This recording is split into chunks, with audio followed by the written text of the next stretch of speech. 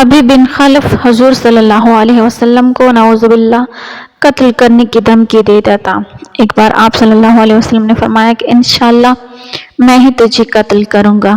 احد کے درمیان میں وہ آپ صلی اللہ علیہ وسلم کو ڈھونڈ رہا تھا اور کہہ رہا تھا کہ کہاں ہے مسلمانوں کا نبی صلی اللہ علیہ وسلم؟ صحابہ کرام رضی اللہ تعالیٰ عنہم نے دیکھا اور فرمایا حضور صلی اللہ علیہ وسلم اگر آپ کہیں تو اسے قتل کر دیں۔ حضور صلی اللہ علیہ وسلم نے فرمایا نہیں، اسے آنے دو۔ بسم اللہ الرحمن الرحیم۔ ایک مرتبہ حضور اقدس صلی اللہ علیہ وسلم نے نماز کا ذکر فرمایا اور یہ ارشاد فرمایا کہ جو شخص نماز کا اہتمام کرے تو نماز اس کے لیے قیامت کے دن نور ہوگی اور حساب کتاب پیش ہونے کی حجت ہوگی اور نجات کا سبب ہوگی، اور جو شخص نماز کا اہتمام نہ کرے تو قیامت کے دن نہ نور ہوگا اور نہ اس کے پاس کوئی حجت ہوگی اور نہ نجات کا کوئی ذریعہ۔ اس کا حشر فرعون، حامان اور ابی بن خلف کے ساتھ ہوگا۔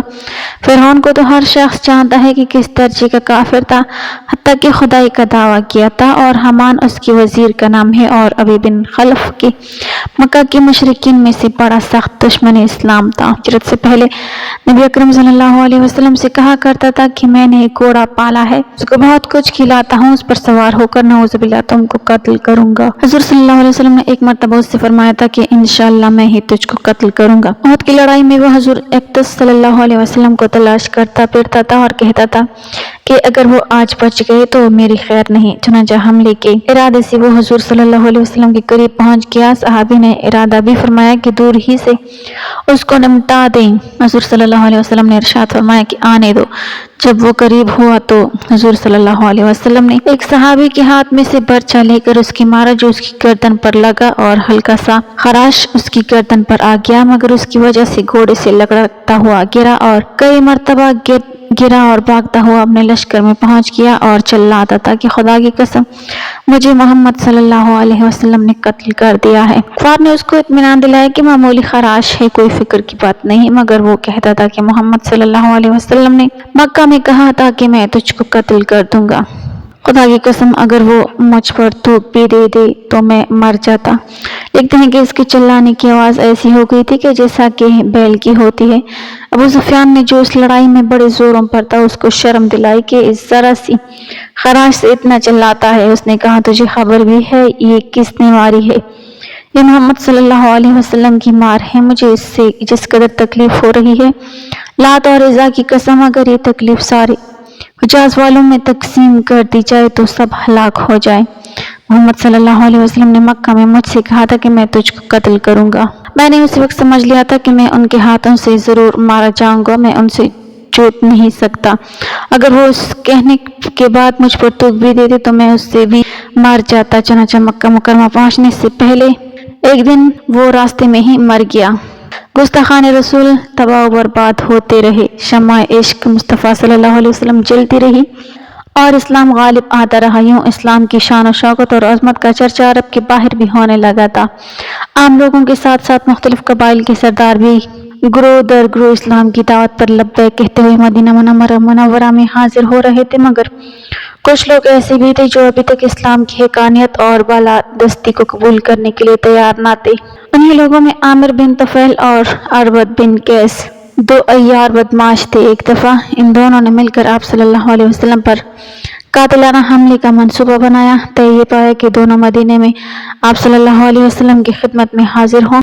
پھر عامر آپ صلی اللہ علیہ وسلم کو باتوں میں لگا لے اور عربد تلوار کے ایک ہی وار سے نعوذ باللہ آپ صلی اللہ علیہ وسلم کو شہید کر دے۔ چنانچہ عامر آپ صلی اللہ علیہ وسلم سے باتوں میں مصروف ہو گیا، مگر عربد وہیں کا وہیں کھڑا رہا۔ کافی انتظار کے بعد بھی جب عربد نے اپنے حصے کے کام کا کوئی ارادہ ظاہر نہ کیا تو عامر سخت مایوس ہوا۔ وہ حضور صلی اللہ علیہ وسلم کو طرح طرح کی دھمکیاں دیتا ہوا عربد کے ہمراہ وہاں سے رخصت ہوا۔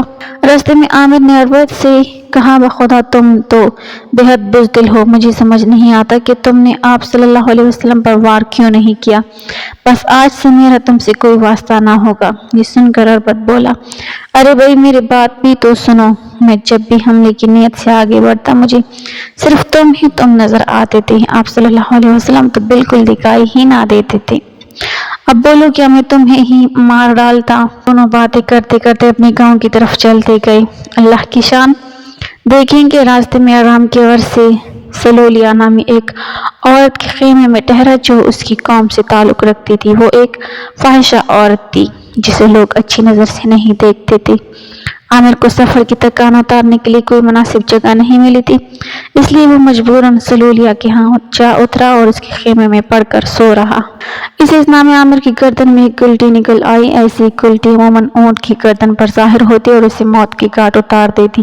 گلٹی دیکھ کر عامر گھبرایا اور بے حد پریشان ہوا۔ وہ ورم کے مقام کو چھوتا اور کہتا، اونٹ کی گلٹی جیسی ایک گلٹی اور سلولیہ کے گھر میں موت، یعنی نہ موت عزت کی ہے اور نہ جائے موت کی کوئی قدر و منزلت۔ عامر کی تمنا تھی کہ وہ میدان جنگ میں سورماؤں کی تلوار سے قتل ہوتا، مگر یہ کیا، وہ ایک فاحشہ کے گھر میں جانوروں کی بیماری سے مر رہا تھا۔ اس کے نزدیک یہ بڑی ذلت آمیز موت تھی۔ وہ چیخ و پکار کرنے لگا۔ اس نے اپنی گردن کو پکڑ رکھا تھا اور درد کی شدت سے چلا رہا تھا۔ اونٹ کی گلٹی جیسے ایک گلٹی اور سلولیہ کے گھر میں موت۔ موت نے عامر کو مزید مہلت نہ دی اور وہ وہیں پر بیٹھا جہنم واصل ہوا۔ عامر کی تدفین سے فارغ ہو کر جب اربد گاؤں پہنچا تو لوگوں نے اس سے حضور صلی اللہ علیہ وسلم کے قتل کی سازش کے بارے میں پوچھا۔ وہ بولا، بخدا محمد صلی اللہ علیہ وسلم نے ہمیں ایک ایسی ہستی کی عبادت کو کہا تھا جو اگر میرے ہاتھ لگ جائے تو میں اسے اپنے تیروں سے چلنی کر دوں۔ یہ بات کہنے کے 1 یا 2 دن بعد اربد اپنا ایک اونٹ لے کر روانہ ہوا جسے وہ فروخت کرنا چاہتا تھا۔ اللہ تعالیٰ نے اس پر اور اس کے اونٹ پر بجلی گرا دی جس سے ان دونوں کو جلا کر راکھ بنا دیا۔ دعا ہے کہ اللہ پاک ہمیں دین کی مکمل سمجھ نصیب فرمائے اور ہمیں نیکوکاروں میں شامل کرے، آمین۔ ناظرین، کمنٹ باکس میں اللہ تعالیٰ کے 99 ناموں میں سے ایک نام ضرور ٹائپ کریں۔ ویڈیو اچھی لگی ہو تو لائک کر دیں، چینل کو سبسکرائب کر دیں۔ ملتے ہیں اگلی ویڈیو میں، تب تک کے لیے اللہ حافظ۔